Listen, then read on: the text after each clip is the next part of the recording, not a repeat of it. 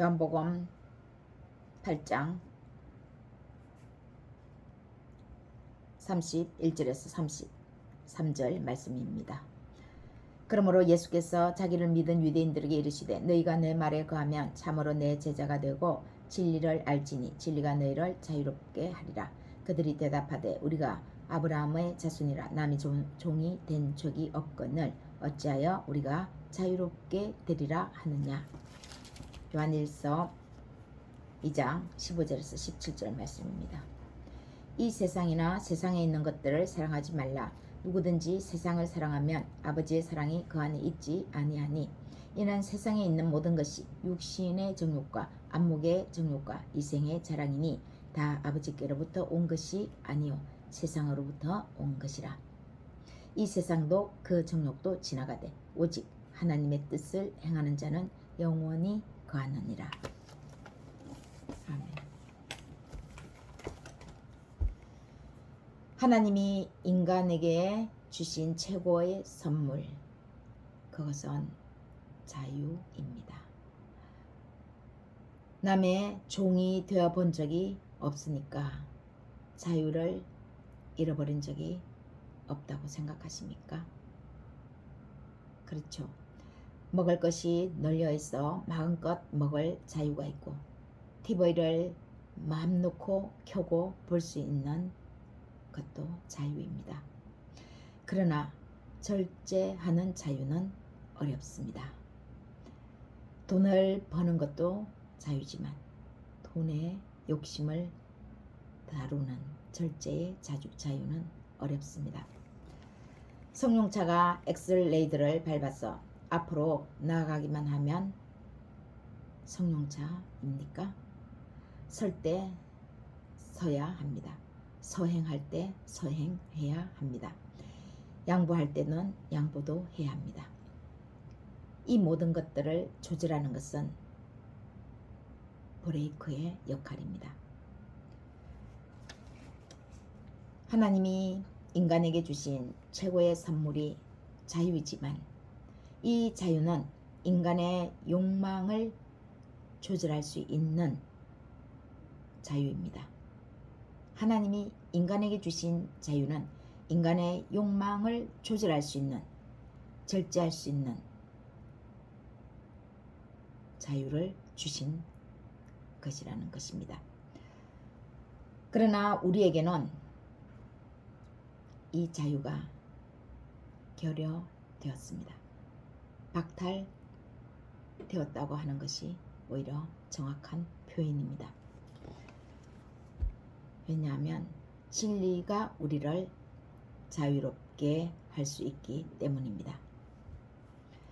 예수님이 유대인들에게 끌려가서 빌라도 앞에서 대답하신 말입니다. 내가 왕이니라. 내가 이를 위하여 태어났고 이를 위하여 세상에 왔나니 곧 진리에 대하여 증언하려 함이로라. 무릇 진리에 속한 자는 내 음성을 듣느니라. 예수님이 이 진리를 정언하지 않으면 우리가 사는 세상에 우리는 진리를 모르므로 진리가 없으므로 자유를 영원히 잃어버리고 산다는 것입니다. 그래서 예수님이 이를 위해서 이 세상에 와서 반드시 이 진리를 정언하셔야 한다는 것이죠. 요한복음 8장은 그래서 이 진리에 대해서 구체적으로 말씀하는 내용입니다. 특히 36절에서는 아들이 너희를 자유롭게 하면 너희가 참으로 자유로우리라고 말씀합니다. 아들이 곧 진리고 그 진리가 아들이라고 합니다. 이 아들의 소속은 영원하신 왕으로서의 하늘에 속한 자라고 예수님은 자신을 스스로 증언합니다. 그런데 진리가 너희를 자유롭게 하리라고 하는 예수님의 말에 유대인들은 발끈합니다. 하나님의 자유를 얻은 믿음의 조상 아브라함의 후손 자손이라는 자부심을 상당히 갖고 있는 그들은 단 한 번도 누구의 종이라고 생각한 적이 없기 때문입니다. 누구의 종이 된 적이 없다고 생각하기 때문에 진리가 너희를 자유롭게 하리라는 예수님의 말씀에 마치 자신들이 종이라도 된 것처럼 발끈한 것이지요. 예수님의 말씀을 들은 유대인들이 발끈한 것은 당연하지만 또한 매우 슬픈 일입니다. 예수님의 말씀을 전혀 알아듣지 못했기 때문에 동문서답할 수밖에 없었고, 아무리 말해도 알아들을 수 없는 예수님의 말은 유대교를 계속적으로 지향하는 그들에게 기약이 언제일지 모르는 유기 상태에 놓여지는 결과를 그들이 만드는 것입니다. 로마서 8장 7절에서는 육신의 생각은 하나님과 원수가 되나니 이는 하나님의 법에 굴복하지 아니할 뿐 아니라 할 수도 없습니다.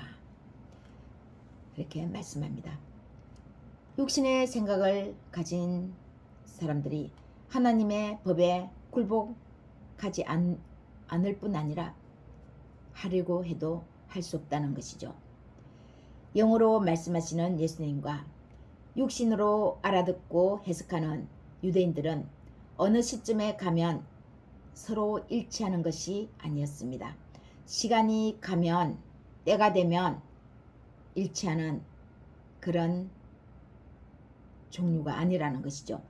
이 둘은 예수님의 영의 말씀과 육신으로 알아듣는 이 둘은 영원히 수평선상에서 평행하게 나아가기 때문에 만나지지 않습니다. 만날 수 없습니다. 이 둘의 만남이 이루어지는 것은 영으로 말씀하시는 예수님의 말을 유대인들도 영으로 알아듣고 해석할 때, 그때 비로소 그 만남은 이루어지는 것입니다. 그래서 시간이 흐르면 자연스럽게 만나지는 것은 절대로 아니라는 것입니다. 절대로 아닙니다. 노력한다고 만나지는 건 아니지만 이것은 결국 신의 은총이 있어야 한다는 것이죠. 우리가 노력한다고 해서 다 되면 모든 것은 인간의 노력 여하에 달려있는 것이 되니까요. 그래서 노력한다고 다 되는 것은 아니지만 노력해서 만나야 할 만남은 그것이 노력에 어느 정도 역할이 필요하다면 노력해야 하고 그 노력해서 만나도록 애써야 합니다. 이 육신에 속한 자가 진리 되시는 아들을 만날 때 아들과 같은 생각을 할 수 있고 아들이 말하는 그 말을 이해할 수 있고 해석할 수 있는 것입니다. 해석이 왜 중요합니까? 해석이 바로 우리의 삶이 되기 때문입니다. 우리가 글자를 해석할 때, 우리가 글의 내용을 해석할 때 비로소 우리가 이해를 하고 그 이해한 것이 우리의 삶에 적용이 되기 때문에 올바르게 해석하는 것은, 올바르게 해석되어지는 것은 매우 중요한 일입니다. 아들과 같은 삶을 이 바른 해석은 공유할 수 있습니다. 누리는 것이죠. 그 아들이 바로 예수 그리스도입니다. 종은 영원히 집에 거하지 못하되 아들은 영원히 거한다고 말씀하십니다. 집은 하늘나라를 뜻합니다. 육신에 속한 사람은 그 누구도 그렇다면 하늘나라에 거하지 못하며 그 나라에 들어갈 수가 없다는 것입니다. 육신에 속한 자는 누구나 여전히 아직도 죄의 종이기 때문입니다. 죄의 종, 죄가 있는 것이 어떻게 점도 없고 흠도 없는 그 거룩한 나라에 들어갈 수 있겠습니까? 서로 어울리지 않는 것이죠. 진리는 하나님의 말씀입니다. 영원 불변한 것이 진리입니다. 변함이 없기 때문에 진리입니다. 세상 천지가 다 무너져도 하나님의 말씀은 영원히 남습니다. 그래서 하나님의 말씀이 진리인 것입니다. 세상의 풍파 속에서 요동치는 세상에서 우리는 우리 안에서 거대한 힘을 가진 욕망에 이끌려 다니지 않으려면 흔들림 없는 영원 불변한 진리에 강하게 붙잡혀 있어야 합니다. 시시각각 변화무쌍하게 일어나는 환경에서 모든 것이 가나 모든 것이 다 덕이 되지 않는 것을 알고 절제하려면 반드시 영원 불변한 변하지 않는 진리에 붙잡힌 바 되어야 합니다. 요한 1서 2장 15절에서 17절 말씀과 같이 우리는 이 세상에 속했기 때문에 육신의 정욕, 안목의 정욕, 이생의 자랑에서 영원히 자유할 수는 없습니다. 그러나 우리가 그 육신의 정욕, 이생의 자랑, 안목의 정욕을 사랑하지 않고 나아가려면 이 세상에 속해서 세상과 함께 나아가려면 우리는 진리에 속해 있어야 한다는 것입니다. 진리에 붙잡힌 바 되어야 하는 것입니다. 이 진리가 하나님의 영광의 왕이신 아들 예수 그리스도입니다. 그 아들 안에서 하는 자유, 그 아들 안에서 또한 하지 않는 자유, 하지 않아야 할 자유, 이 자유는 누군가에게 속박이 되지 않는, 누군가에게 속박이 되는 자유가 아니라 하나님께 구속되어서 하나님께 속한 바가 되어서 누리는 자유입니다. 압박이 없는 자유입니다. 점도 없고 흠도 없는 거룩한 하나님의 말씀을 따라가며 얻는 자유이므로 정의가 있습니다. 이 자유에는 정의를 실행할 수 있습니다. 불의와 함께 타협하지 않을 수 있습니다. 불의를 보고 못 본 척 하지 않게 됩니다. 다른 사람의 유익을 구하게 됩니다. 옳은 것을 따릅니다. 다른 사람에게 유익을 주는 자유입니다. 물론 내 자신에게도 유익이 되지만 다른 사람에게도 유익을 주는 자유죠. 진리가 너희를 자유롭게 하리라. 이 진리 밖에서의 자유는 그것이 내 자유이지만 남에게는 해를 끼칠 수 있는 것입니다. 내 욕망에서 나온 자유이기 때문이죠.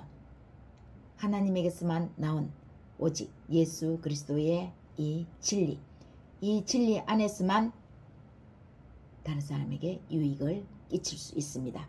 내가 왜 내 자유를 가지고 행동하는데 욕을 먹어야 합니까? 하나님의 영광이 되어야 하겠죠. 여러분, 자유란 내가 하고 싶은 것을 하는 것이 자유가 아닙니다. 말씀에 중심을 두고 그 말씀에 입각해서 말씀에 의해 선택하는 자유입니다. 인생은 선택의 연속이라 할 수 있습니다. 우리는 세상에 속해 세상에 사는 동안은 내 안에 있는 이 욕망으로부터 완전히 자유할 수는 없습니다.